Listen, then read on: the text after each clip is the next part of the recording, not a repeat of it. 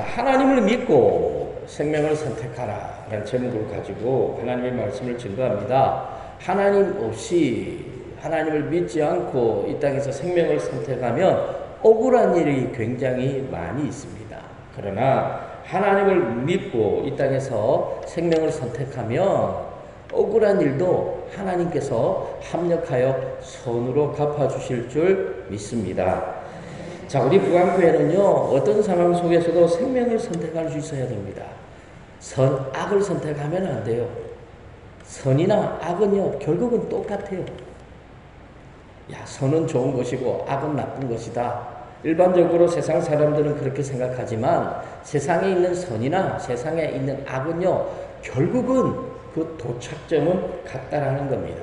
그러므로 저와 성도님들은 선악이 아니라 우리는 언제나 생명을 소중히 여기고 생명을 선택하는 삶을 살아갈 수 있기를 바랍니다.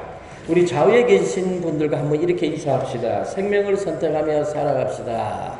생명을 선택하며 살아갑시다. 아멘. 세상에서 가장 중요한 건 생명이죠. 돈도 중요하고 건강도 중요하고 자식도 중요하지만 가장 중요한 것은 생명입니다. 생명보다 중요한 건 없습니다. 죽고 나면 아무 소용이 없습니다. 물론 세상의 도덕, 윤리 중요하지요. 그러나 인간의 생명보다 중요하지는 않습니다. 그래서 예수님도 온 천하를 얻고도 자기 목숨을 잃어버리면 무슨 유익이 있느냐, 이렇게 우리 주님도 말씀하셨습니다. 마가복음 8장 36절과 37절 다 같이 읽습니다. 사람이 만일 온 천하를 얻고도 자기 목숨을 잃으면 무슨 유익하리요? 사람이 무엇을 주고 자기 목숨과 바꾸겠느냐? 온 천하를 얻어도 목숨 잃어버리면 아무 소용이 없다는 말씀이죠. 마게도니아의 알렉산더 대왕은 젊은 나이에 세상을 정복했어요. 헬라뿐만 아니라 페르시아, 인도까지 정복을 했습니다. 젊은 나이에 헬라 제국을 세웠습니다.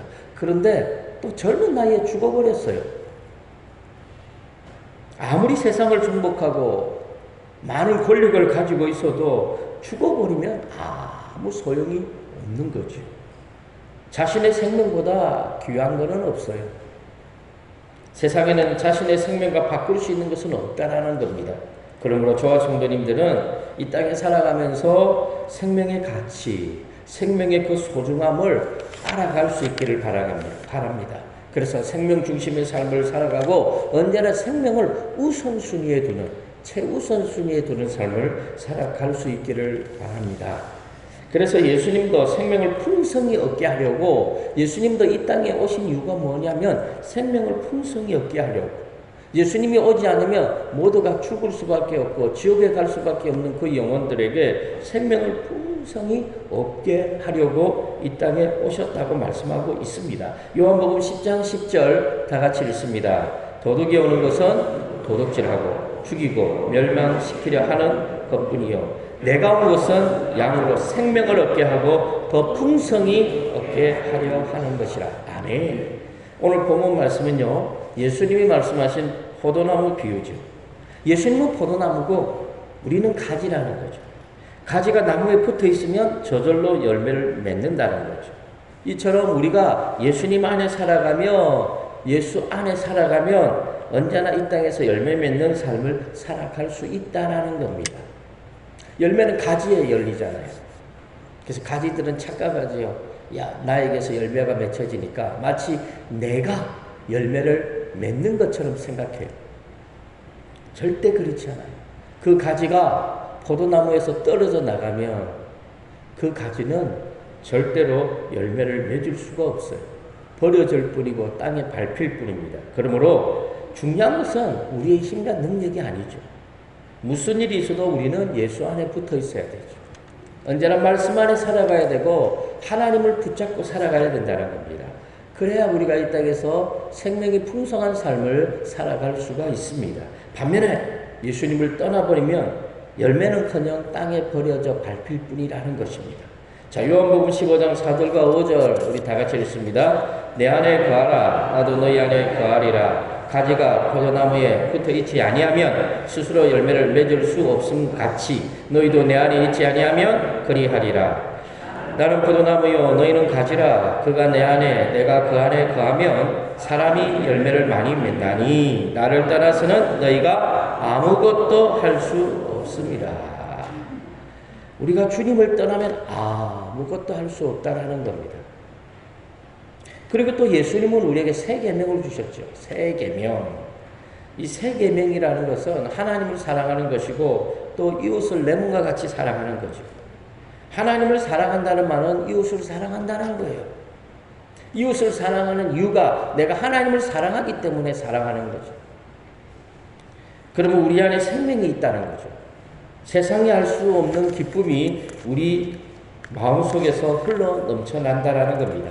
자, 요한복음 15장 10절과 11절 우리 다 같이 읽겠습니다. 내가 아버지의 계명을 지켜 그의 사랑 안에 거하는 것 같이 너희도 내 계명을 지키면 내 사랑 안에 거하리라. 내가 이것을 너희에게 이름은 내 기쁨이 너희 안에 있어 너희 기쁨을 충만하게 하려 함이라.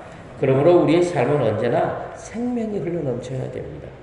기쁨이 흘러 넘쳐야 됩니다. 세상이 알지 못하는 그 희락, 감격이 흘러 넘쳐야 됩니다. 그래서 하나님이 주신 기쁨을 주체할 수 없어서 언제나 눈물로 하나님 앞에 예배하고 언제나 믿지 않는 영혼들을 보면 불쌍히 여기는 마음이 우리 속에서 일어나야 되는 거죠. 그러면 저와 성도님들은 하나님을 믿고 생명을 선택할 때 언제나 풍성한 삶을 살아갑니다.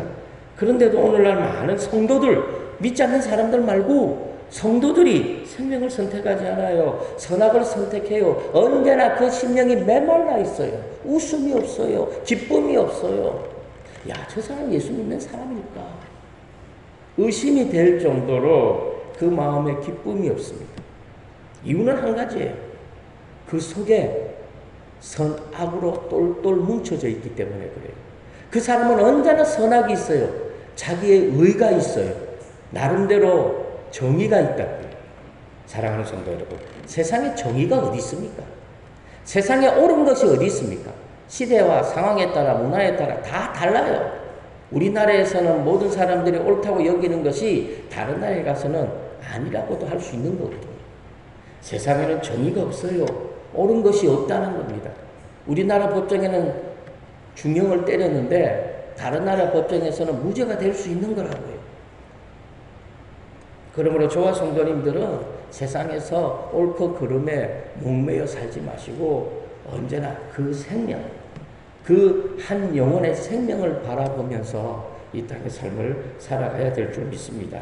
창세기 31장에 보면 야곱은 외삼촌 라반의 집에서 한밤중에 도망가죠. 야반도주합니다. 왜 당당하게 떠나지 못하고 야반도주했을까요? 또 거기에다 라헬은요, 자기 아버지 그 드라빈까지 훔쳐서 도망을 가죠. 그러므로 야곱과 라헬은 세상의 윤리나 도덕적으로 볼 때 당당할 수 없죠. 어떻게 보면 죄를 지었죠. 외삼촌 라반은 얼마든지 야곱과 그의 가족들을 선악으로 판단해서 벌을 줄 수 있습니다. 책임을 물을 수 있어요. 그런데 하나님은 오히려 야곱의 편을 들고 있습니다. 라반에게 야곱을 선악으로 판단하지 말라 이렇게 말씀하신 거죠. 야곱이 잘못한 일이 있어도 그 잘못을 지적하지 말라는 겁니다. 책망하지 말라는 거죠. 만약에 이때 하나님이 야곱의 편에 서지 않았다면 야곱은 라반에게 분명히 큰 해를 입었을 겁니다. 그러나 하나님이 야곱의 편에 서니까, 하나님이 그 야곱의 생명을 선택하니까 아무 일 없이 그 외삼촌 집에서 떠나갈 수 있었던 것입니다. 창세기 31장 29절 우리 다 같이 읽습니다. 너를 해할 만한 능력이 내 손에 있으나 너희 아버지 하나님이 어젯밤에 내게 말씀하시기를 너를 삼가 야곱에게 선악간에 말하지 말라 하셨느니라. 누구의 말입니까? 외삼촌 라반의 말이에요. 외삼촌 라반은 너를 해할 만한 능력이 내 손에 있다라는 거죠. 너를 죽일 수 있다라는 거예요. 그런데 하나님이 막았다라는 거죠. 야곱에 대해서 선악으로 판단하지 말라, 책망하지 말라. 그래서 라반은 어쩔 수 없이 야곱을 놓아주는 거죠.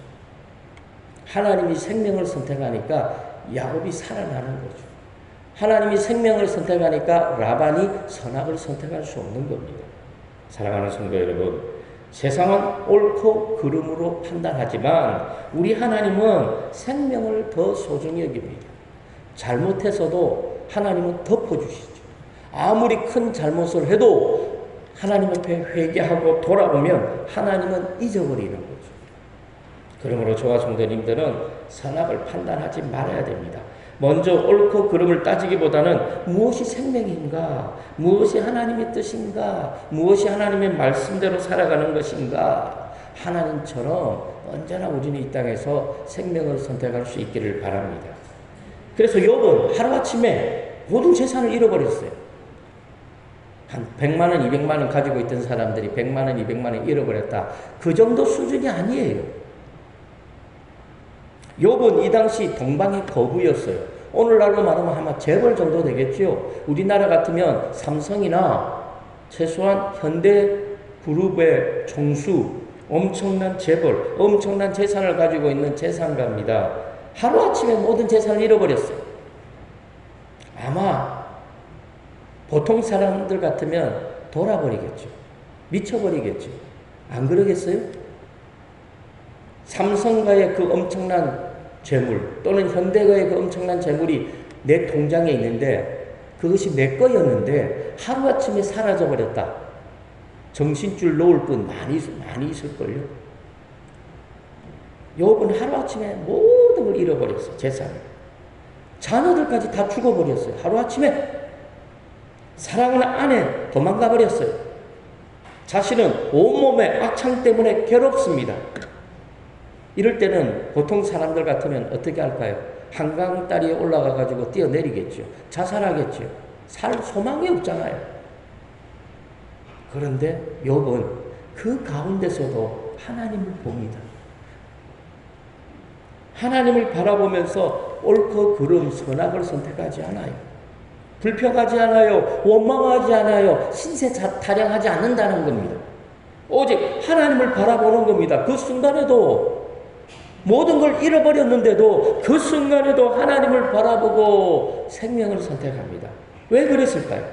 욥은 하나님의 뜻을 알았기 때문입니다. 하나님은 하나님의 백성들을 죽도록 내버려 두지 않습니다. 하나님은 하나님의 백성들을 골탕 먹이지 않아요. 우리에게 고난이 오면 반드시 이유가 있죠. 반드시 이유가 있습니다.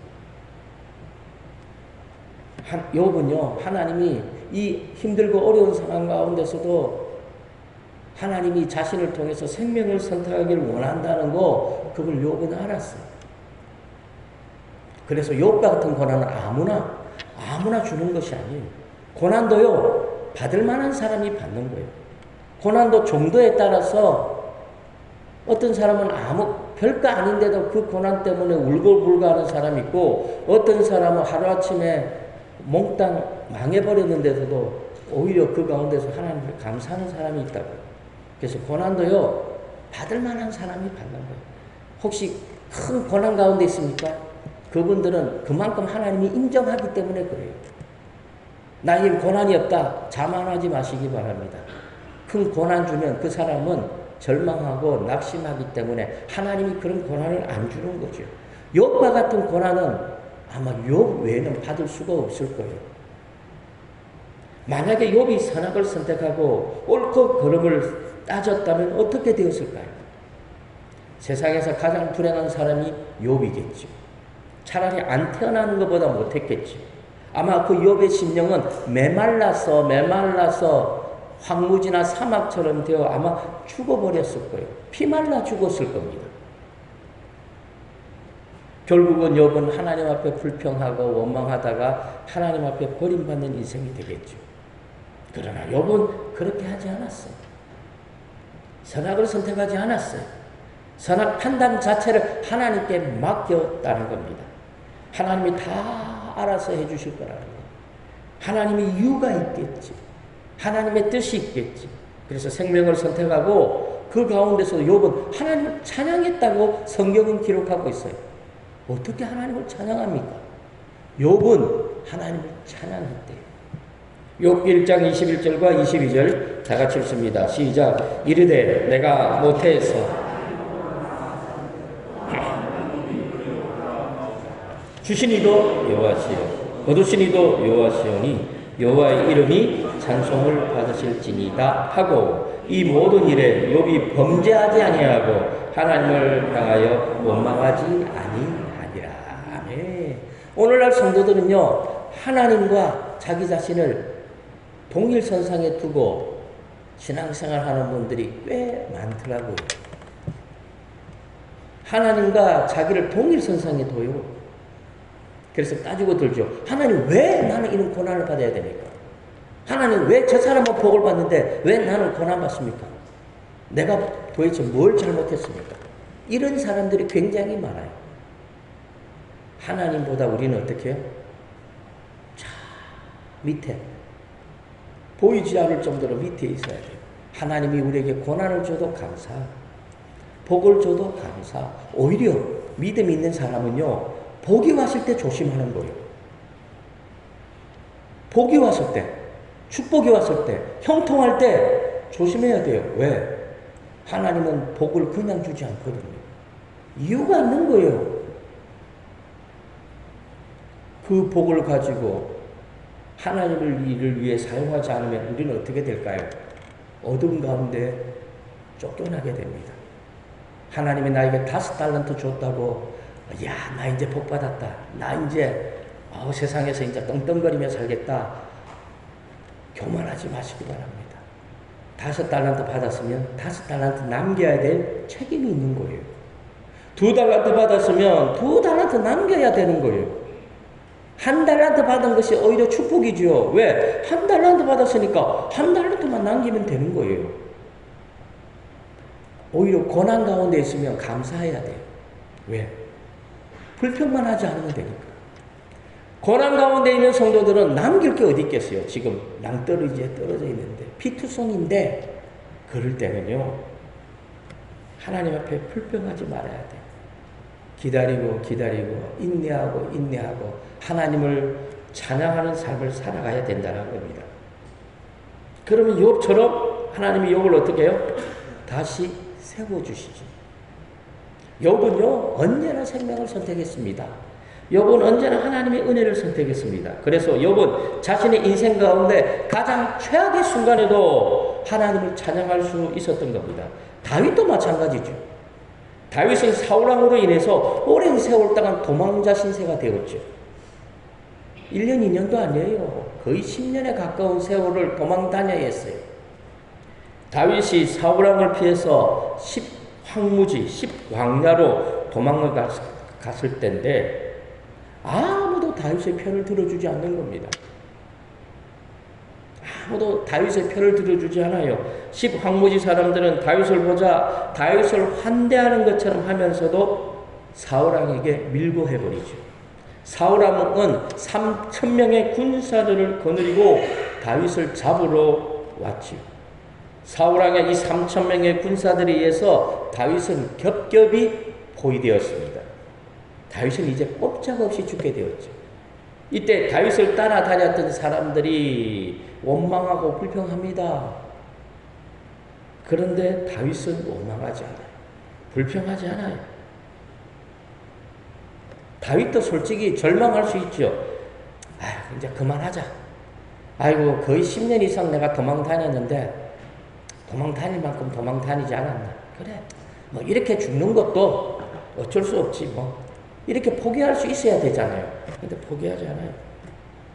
원망하지 않아요. 불평하지 않아요. 오히려 다윗은요, 하나님 앞에 최고의 감사 제사, 낙헌제를 하나님 앞에 드립니다. 시편 54편 6절 우리 다 같이 읽습니다. 내가 낙헌제로 주께 제사하리이다. 여호와여, 주의 이름에 감사하오리니 주의 이름이 선하심이니이다. 최악의 절망 가운데 하나님 앞에 감사할 수 있을까요? 감사하시기 바랍니다. 하나님을 깜짝 놀라게 만드세요. 하나님을 감동시키세요. 그러면 하나님께서 그 절망의 구렁텅이 속에서 가장 빠르게 우리를 구원해 주십니다. 다윗을 보세요. 생명이 위험합니다. 이제 죽을 날이 얼마 남지 않았어요. 그런데 그 가운데 하나님 앞에 낙헌제로 하나님 앞에 제사를 드립니다. 낙헌제라는 것은 자기 인생 가운데 가장 좋은 일이 있을 때 최고의 감사 예배를 드리는 것이 낙헌제죠. 사랑하는 성도 여러분, 사람들은 좋은 일이 있을 때 감사합니다. 반대로 힘들고 어려운 일이 있을 때 감사보다는 불평하고 원망하는 것이 일반적인 모습입니다. 그런데 다윗은 달랐습니다. 오히려 최악의 순간에 하나님 앞에 감사했죠. 욥도 보세요. 최악의 순간에 하나님을 찬양했습니다. 현실에 좋고 나쁜 것보다 하나님을 더 바라보았다는 겁니다. 그러므로 믿음이라는 것은요, 상황과 아무런 상관이 없는 거예요. 무슨 말인 줄 압니까? 나에게 믿음이 있죠? 나에게 믿음이 있다면 이 믿음은 내가 지금은 현실에 절망의 구렁텅이에 빠져 있다 해도 내 믿음은 변하지 말아야 되고, 내가 축복 가운데 살아간다 할지라도 내 믿음은 변하지 말아야 돼요. 믿음과 현실은 별개라고요. 그런데 오늘 많은 성도들은 현실이 고달프면 믿음도 곤두박질 쳐버려요. 그리고 현실이 형통하면 자기 믿음이 흔들리지 않는 것처럼, 믿음 있는 사람처럼 행동을 합니다. 그런 믿음을 저는 이렇게 말해요. 가짜 믿음. 그 믿음도 아니라는 거예요. 믿음은요, 현실과 아무 상관이 없는 거예요. 욥을 보십시오. 자기 자녀들이 다 죽어버렸어요. 그래도 욥의 믿음은 변하지 않아요. 재산을 다 잃어버렸어요. 그래도 욥의 믿음은 변하지 않아요. 자기 와이프가 욕하고 도망가 버렸어요. 그래도 믿음하고 상관이 없잖아요. 우리의 믿음은요, 우리 세상과 아무 상관이 없는 거예요. 자꾸 흔들리지 마시기 바랍니다. 왜 흔들릴까요? 가짜 믿음이니까. 그거 믿음 아니라고요. 자기 자신을 다시 한번 돌이켜 봐야 됩니다. 현실에 좋고 나쁜 거, 현실이 형통하고 평탄한 거, 그게 믿음하고 무슨 상관이 있습니까? 고통 가운데 있어도 하나님을 바라봐야 되고, 축복 가운데 있어도 우리는 하나님을 바라봐야 돼요. 왜 그럴까요? 우리는 하나님의 종이니까. 종은 어떤 신분이죠? 종은 자기 의가 없는 거예요. 주인님! 하고 의견을 낼 수 없다고요. 종은 주인이 시키는 것만 하면 돼요. 주인이 벌을 내려도 감사한 것이고, 주인이 복을 주어도 감사한 거죠. 그래서 하나님만 믿고 생명을 선택하는 겁니다. 하나님만이 지금 이 문제를 해결해 주실 줄을 믿고 기다리고 인내하는 겁니다. 그래서 다윗은 하나님께 모든 걸 맡긴 거죠. 그래서 낙헌제를 드릴 수 있는 거죠. 믿음이 없으면요, 낙헌제 못 드려요.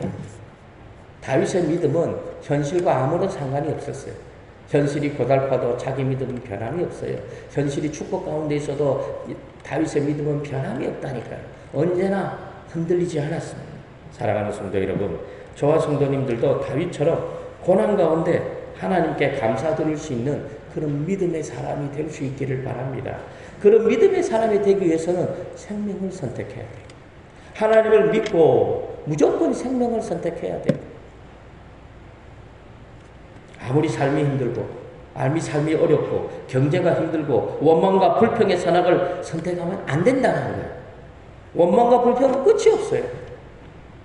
저와 성도님들이 선악을 선택하는 순간 하나님의 도움은 기대할 수 없다라는 거예요.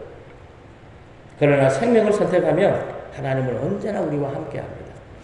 절망 가운데 하나님이 나와 함께 있다고 생각해 보십시오. 얼마나 행복합니까? 그거 아세요? 고통도 가장 친한 사람과 가장 좋아하는 사람과 고난도 같이 겪으면요, 나중에 그 고난을 겪었던 힘든 순간이 추억이 되고 그때가 감사가 되는 거죠. 고난 가운데 하나님이 나와 함께하고 있다. 좋을 때도 하나님이 나와 함께 하실 뿐만 아니라 내가 힘들고 어려울 때도 나와 함께 하신다고 생각을 하십시오. 믿으시기 바랍니다. 그러면 우리는 생명을 선택할 수 있습니다. 불평하지 않을 수 있다는 겁니다. 하나님은 언제나 저와 성도님들의 힘이 되어주시고 반석이 되어주시고 요새가 되어주시죠. 그래서 다윗은 그의 인생을 살면서 얼마나 파란만장했어요, 다윗. 근데 그런 다윗이 하나님을 사랑한다고 고백하면서 뭐라고 말합니까? 시편 18편에서 그렇게 이야기하잖아요. 하나님은 나의 힘이다. 하나님은 나의 요새다. 반석이다. 이거는요, 다윗이 창작한 게 아니에요. 자기가 인생을 살면서 얻은 경험이고 결론인 것입니다. 그러므로 저와 성도님들은 하나님만 믿고 생명을 선택할 수 있기를 바랍니다. 절대 손해보지 않습니다. 하나님께서 반드시 갚아주십니다. 선이냐 악이냐 옳으냐 그러냐 이거보다 중요한 것은 내가 하나님을 믿고 있는가, 내가 생명을 선택하고 있는가, 이것이 더 소중한 거예요. 그러므로 우리 부강교회 모든 성도들은 생명을 선택함으로써 오병의 기적도 이루고 또 하나님 앞에 크게 쓰임받고 우리 부강교회를 통해서 이 지역과 많은 사람들에게 하나님의 은혜를 증거하는 그런 놀라운 기적을 이루어 갈 수 있기를 주님의 이름으로 간절히 축원합니다. 하나님 감사합니다. 우리 부강교회를 사랑하여 주시고 아무리 힘들고 어려운 순간에도 하나님만 믿고 생명을 선택하는 우리 성도들이 다